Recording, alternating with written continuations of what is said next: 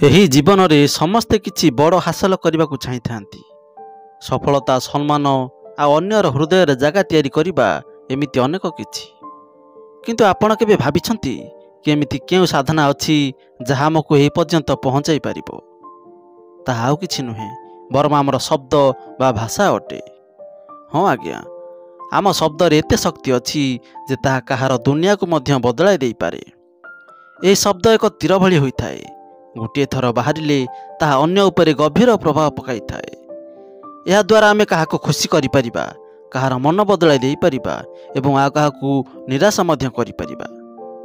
ସେଥିପାଇଁ ଆମକୁ ପ୍ରଥମେ ଏହା ବୁଝିବା ଦରକାର ଯେ ଏହି ଶବ୍ଦ ବା ଭାଷା କେବଳ ସମ୍ବାଦର ମାଧ୍ୟମ ନୁହେଁ, ବରଂ ଏହା ଏକ ଏମିତି ଅସ୍ତ୍ର ଯାହାକୁ ଯଦି ଆମେ ଉପଯୁକ୍ତ ଭାବେ ବ୍ୟବହାର କରିବା ତେବେ ସେ ଆମକୁ ସଫଳତାର ବହୁତ ଉପରକୁ ନେଇଯାଇଥାଏ।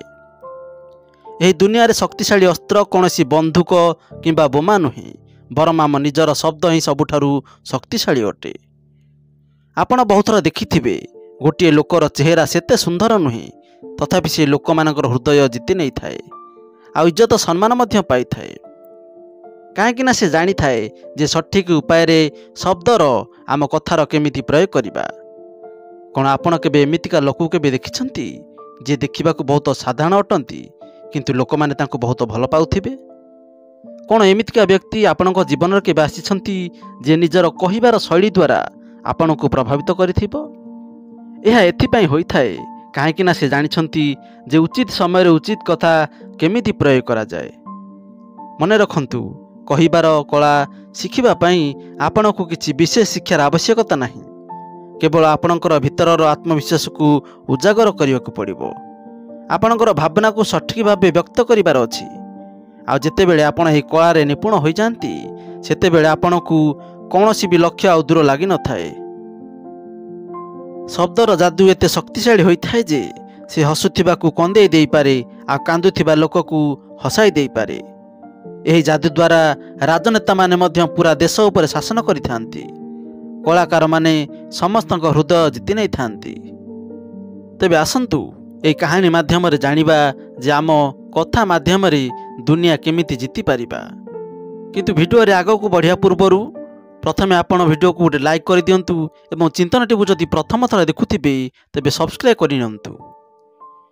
ଗୋଟିଏ ସମୟର କଥା, ହିମାଳୟ ଉପରେ ଜଣେ ବୌଦ୍ଧ ଭିକ୍ଷୁ ବାସ କରୁଥିଲେ। ଗୋଟିଏ ଦିନ ଗୋଟିଏ ଯୁବକ ତାଙ୍କ ପାଖକୁ ଗଲା ଏବଂ ସେ ବୌଦ୍ଧ ଭିକ୍ଷୁଙ୍କୁ କହିଲା, ହେ ଗୁରୁବର, ସମସ୍ତେ କହୁଛନ୍ତି ଯେ ଚାଲାକ ହୋଇ କଥାବାର୍ତ୍ତା କର, ଟିକେ ଚାଲାକ ହୁଅ, ନହେଲେ ସବୁବେଳେ ପଛୁଆ ରହିଯିବ। ତେବେ ଆପଣ କୁହନ୍ତୁ ଯେ ଏହି ଚାଲାକ କେମିତି ହୁଅନ୍ତି? କ'ଣ ଆପଣ ଚାଲାକ ହେବା ଉପରେ କିଛି ଶିକ୍ଷା ଆମକୁ ଦେଇପାରିବେ?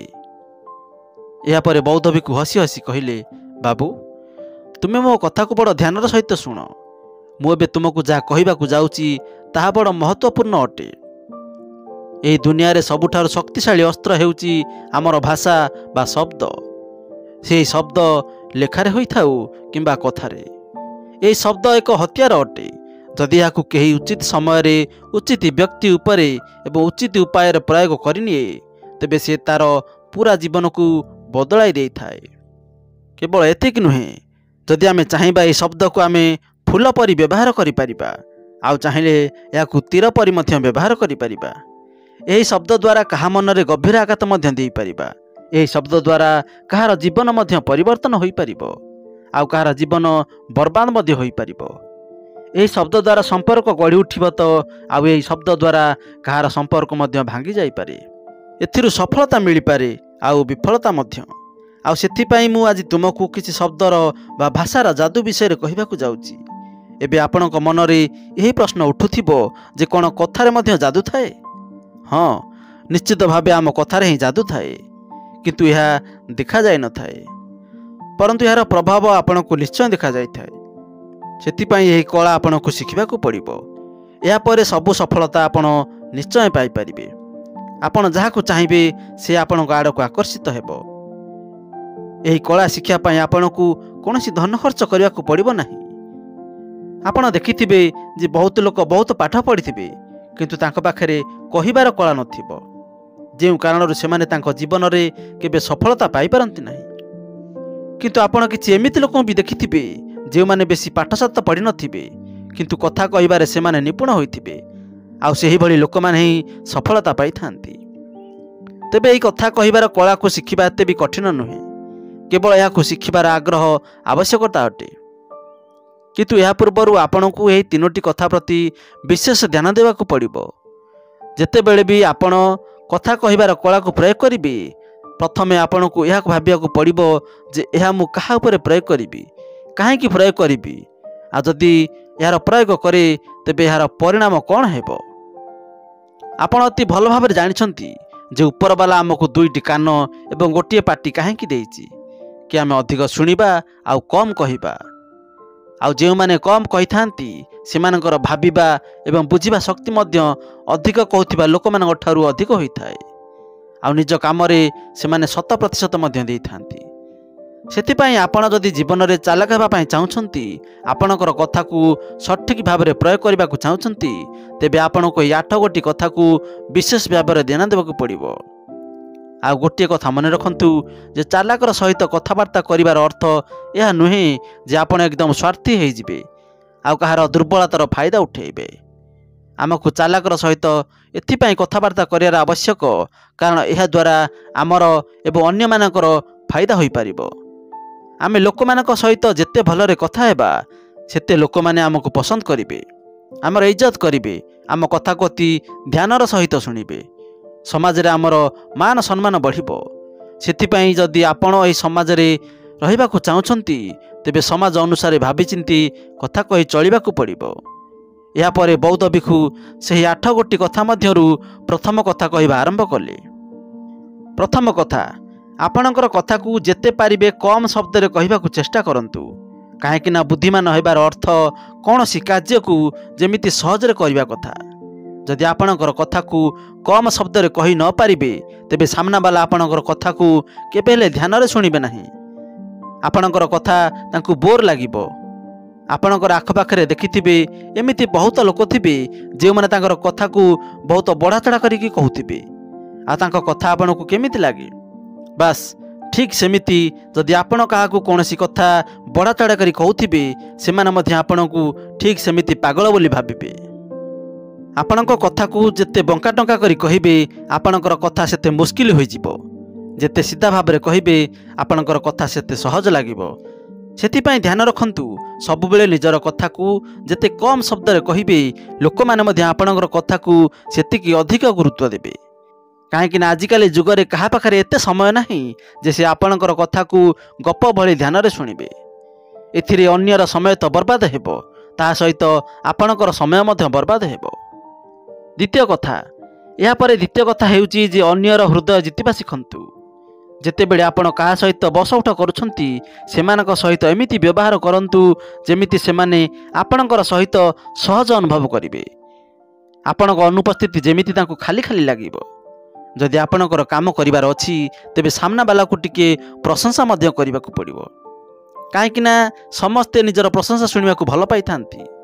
ଅନ୍ୟର ପ୍ରଶଂସା କରିବା ଦ୍ୱାରା ଆପଣଙ୍କର ମଧ୍ୟ କୌଣସି କ୍ଷତି ହେବ ନାହିଁ, କାହିଁକିନା ସାମ୍ନାବାଲା ବ୍ୟକ୍ତି ନିଜର ପ୍ରଶଂସା ଶୁଣିବାକୁ ହିଁ ଚାହୁଁଛି। କିନ୍ତୁ ହଁ, ଅନ୍ୟର ପ୍ରଶଂସା କଲାବେଳେ ଏ କଥାର ମଧ୍ୟ ଧ୍ୟାନ ରଖୁଥିବେ ଯେ ସାମ୍ନାବାଲାକୁ ଏମିତି ନ ଲାଗୁ ଯେ ଆପଣ ସତରେ ତାର ବଢ଼ାଚଢ଼ା କରିକି ତାର ପ୍ରଶଂସା କରୁଛନ୍ତି ବୋଲି, ତାର ପରିହାସ କରୁଛନ୍ତି ବୋଲି।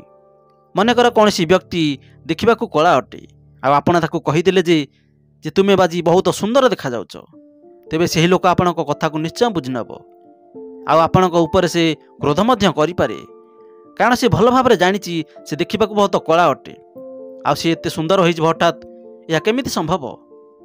ବରଂ ଆପଣ ତାଙ୍କୁ ଏମିତି କହିପାରିବେ ଯେ ଆର ସାଙ୍ଗ, ଆଜି ତୁମେ ବହୁତ ଭଲ ଦେଖାଯାଉଛ। ପ୍ରଥମେ କୁହାଯାଇଥିବା କଥା ତାକୁ ବିଲକୁଲ ପସନ୍ଦ ଆସିବ ନାହିଁ, କିନ୍ତୁ ଦ୍ୱିତୀୟ କଥାରେ ସେ ନିଶ୍ଚୟ ଭାବରେ ଆପଣଙ୍କ ଉପରେ ଖୁସି ହୋଇଯିବ, କାହିଁକିନା ସେ କଳା ହୋଇପାରେ କିନ୍ତୁ ସେ ବେଳେବେଳେ ଭଲ ମଧ୍ୟ ଦେଖାଯାଇପାରେ। ସେଥିପାଇଁ ଆପଣ ତାଙ୍କୁ ତାହା ଦିଅନ୍ତୁ ଯାହା ତାକୁ ଆବଶ୍ୟକ। ଏହାପରେ ଆପଣ ତାଙ୍କଠାରୁ ଚାହୁଁଥିବା କଥା ବା କାର୍ଯ୍ୟ ପ୍ରାପ୍ତ କରିପାରିବେ। ତୃତୀୟ କଥା ହେଉଛି, ଯାହା ବି କହୁଛ ବିଶ୍ୱାସର ସହିତ କୁହ। ଆପଣଙ୍କର କଥାକୁ କହିବାରେ କୌଣସି ଲାଜ କରିବାର ଆବଶ୍ୟକତା ନାହିଁ, ପୁରା ଆତ୍ମବିଶ୍ୱାସର ସହିତ କୁହନ୍ତୁ। ଆପଣ ଦେଖିଥିବେ ଯେ ବହୁତ ଲୋକ ସେମାନଙ୍କର କଥାକୁ ଅନ୍ୟ ଆଗରେ କହିବା ପାଇଁ ଲାଜ କରିଥାନ୍ତି। ସେ ସେହି ବିଷୟରେ ସବୁ ଜାଣିଥିବେ, ପାରଙ୍ଗମ ମଧ୍ୟ ହୋଇଥିବେ, किंतु कहया पई संकोच करुथिबे। जे कारणरू लोक माने तांको कथा को विश्वास करंती नाही, ताकू एमिति लागि थाए जेमिति ए व्यक्ति को किछि जणा नाही। सेति पई आपणकर कथा को से विशेष भाव में ध्यान देबे नाही, आ आपणकू मिछुआ बोली मध्य कहि पारंती। सेति पई आपण काहाकू कहउछंती कोन कहउछंती ए कथा मध्य बुझिबा निहाती दरकार। जदि आपण कहा विषय भल भाव में जानिछंती आ से कथा को पूरा आत्मविश्वास सहित कहउछंती, तेबे अन्य मानक ऊपर आपणकर कथार निश्चय प्रभाव पड़िबो। काहेकि आत्मविश्वास रे ही सही शक्ति थाए जे कारणरू लोक माने आपणकू विश्वास करिथांती। चतुर्थ कथा कथा कहया बेले आपणकर शब्द एवं भाषा रे भावनार अर्थ को रखंतु। जे पर्यंत आपणक कथारे कोनसी भावना रहिबो नाही, तेबे सही कथा लोककर हृदय पर्यंत केमिति पहुँची पारिबो। आपणक कथारे भावना सहित कहिले ताहा लोक मानकू सेमानकर निज कथा भली लागि थाए। आपण जे प्रकार कथा कहिबे तार परिवेश मध्य सही प्रकार हेबा उचित। जदि आपण कोनसी दुखर कथा कहउछंती, तेबे आपणक मध्य टिके दुखी होई सेही परिस्थिति सहित जड़ित होई कहिबाकू पड़िबो। आ जदि कोनसी सुखर कथा कहउछंती, तेबे सेही कथा को मध्य आपणक टिके हसी करी कहिबाकू पड़िबो। तेबे जाई सामना व्यक्ति को आपणक कथार भावना आसीबो, आ से आपणकर कथारे बा आपणक सहित मध्य जोड़ी होई जिवो। जदि आपण यार उल्टा करंती, अर्थात दुखर कथा को हसी हसी एवं सुखर कथा को कांदी कांदी काहागरे कहती, तेबे से आपणकर कथा को सेतेले गुरुत्व देबो नाही, आ आपणकू जणे मिछुआ बोली मध्य भाबी पारे। आ मध्य कोनसी कथा को कहिला बेले सामना वाला व्यक्तिर भावना को मध्य गुरुत्व देबा उचित। जदि कोनसी व्यक्ति मन दुखरे बसिथिया बेले आपण ताकू आपणकर खुशीर कथा हसी हसी कहउछंती, तेबे से आपणकर कथा को सेते गुरुत्व देबो नाही, काहेकि ना तार मन दुख अछि आ आपणक ऊपर से क्रोधित मध्य होई पारे। जेतेबेले आपण का सहित दुख दर्द बांटू थांती, सेतेबेले सामना वाला व्यक्ति को बहुत भल लागि थाए। आ एही समय आपणकर कथा आपणकर भावना ही अधिक महत्व रखि थाए। एही कथा कहिबार शैली मध्य अलग अलग होई थाए। जेपरि आपणक सांगू कहउछंती जे मु तुमको केबे छाड़िबे नाही। ए कथा जदि प्रेमर सहित कुआ जाइथिबो, तेबे एहार महत्व संपर्क को आहुरी मजबूत करिबो। किंतु एही कथा को जदि आपण क्रोधित होई कहिबे जे मु तुमको छाड़िबे नाही, तेबे एथिरे शत्रुतार अर्थ को बुझाउची। दुईटी जाक कथा तो एका परी, किंतु केवल कहिबार शैली ही यार अर्थ को ए कथार भावना को अलगा कर देउची। जे निजर कथारे निजर भाषा रे भावना को जोड़ी पारि थाए, सेही लोक अन्य मानक हृदय रे राजूती करि थाए। पंचम कथा आपण जहा सहित कथबार्ता करुछंती तांको सहित आखिरे आखि मिसाई कथा हुंतु। जदि आपण कथबार्ता कला बेले इयाडे सियाडे देखिबे किबा नजर आड़ेइबे, तेबे सामना वाला व्यक्ति भाबिबे जे आपण ताको कोनसी कथा लुचाउछंती, ताको आपण मिछ कहउछंती बोली से भाबिबे। सेति पई से आपणकर कथा को आ गुरुत्व देबो नाही, आ एमिति कि विश्वास मध्य करिवो नाही। अन्य पटे आपण जदि कोनसी मिछ कथा को आखिरे आखि मिसाई काहाकू कहि दियंती, पूरा आत्मविश्वासर सहित कहंती, तेबे से आपणकर मिछ कथा को मध्य सत बोली मानि नेबो। तेणु कथबार्ता बेले नजर मिसाइबा नितांत आवश्यक अटे। षष्ठ कथा कम कहंतु किंतु कामर कथा को कहंतु। अर्थात आपणक कहिबार शैली को सुधारंतु। ना बहुत जोरे कहिबे ना बहुत धीरे। आपणकर शब्दर उच्चारण मध्य सठिक रहिबा आवश्यक। जदि आपण बहुत जल्दी जल्दी कहिबे, तेबे सामना वाला व्यक्ति आपणकर कथा को भलरे बुझी पारिबे नाही। आ जदि आपण बहुत धीरे धीरे कहिबे, तेबे मध्य लोक माने बोर होई जिबे। अति जोर चिल्ले कहले लोक माने तो भलरे सुनी पारिबे, किंतु सेमाने आपणकर कथा को आ एमिति कि आपणको मध्य पसंद करिबे नाही। सेति पई आपणकर कथा को सबुबेले सठिक एवं स्पष्ट भाव में कहंतु। सप्तम कथा हेउची लोकंकु सहाय्य करिबा सिखंतु। जेतेबेले आपण काहाकू निस्वार्थ भाव में सहाय्य करुछंती, तेबे अन्य माने मध्य आपणकु सहाय्य करिबे। आपण जेपरि बांटिबे सेहीपरि पाइबे। अन्य मानकु सहाय्य करिबा द्वारा आपणकु समाज रे एक अलग स्थान मिलिबो। समस्ते आपणकु सम्मान इज्जत करिबे एवं कोनसी समय रे जदि आपण किछि कहंती, तेबे लोक माने मध्य आपणकर कथा को ध्यानर सहित सुनिबे। अन्य को सहाय्य करिबा द्वारा आपणकर शारीरिक भाषा मध्य बहुत किछि कहि थाए, जहा आपणक आडकू अन्य माने मध्य आकर्षित होई थांती। तेणु बेले बेले केवल किछि कहिले सब किछि होई जाय न थाए। आगकू बढ़ी तुमर सामर्थ्य अनुसार लोकंकु साहाय्यर हाथ बढ़िया मध्य आवश्यक। दर्शक बंधु, କଥା କହିବାର କଳା ଉପରେ ଆମର ଏହି ଉପସ୍ଥାପନା ଆପଣମାନଙ୍କୁ କେମିତି ଲାଗିଲା କମେଣ୍ଟ ମାଧ୍ୟମରେ ନିଶ୍ଚୟ ଜଣାଇବେ। ଭିଡ଼ିଓ ଯଦି ଭଲ ଲାଗିଥିବ ଭିଡ଼ିଓକୁ ଲାଇକ୍ କରିବେ ଆଉ ଆପଣଙ୍କର ବନ୍ଧୁମାନଙ୍କ ସହିତ ନିଶ୍ଚୟ ସେୟାର କରିବେ। ଆଉ ଚିନ୍ତନ ଟିଭିକୁ ପ୍ରଥମ ଥର ଦେଖୁଥିଲେ ସବସ୍କ୍ରାଇବ୍ ନିଶ୍ଚୟ କରିନେବେ। ପୁଣି ଦେଖାହେବ ଆଉ ଏକ ସୁନ୍ଦର ଜ୍ଞାନବର୍ଦ୍ଧକ ଭିଡ଼ିଓ ମାଧ୍ୟମରେ। ସେ ପର୍ଯ୍ୟନ୍ତ ଦେଖୁଥାନ୍ତୁ ଚିନ୍ତନ ଟିଭି। ଧନ୍ୟବାଦ।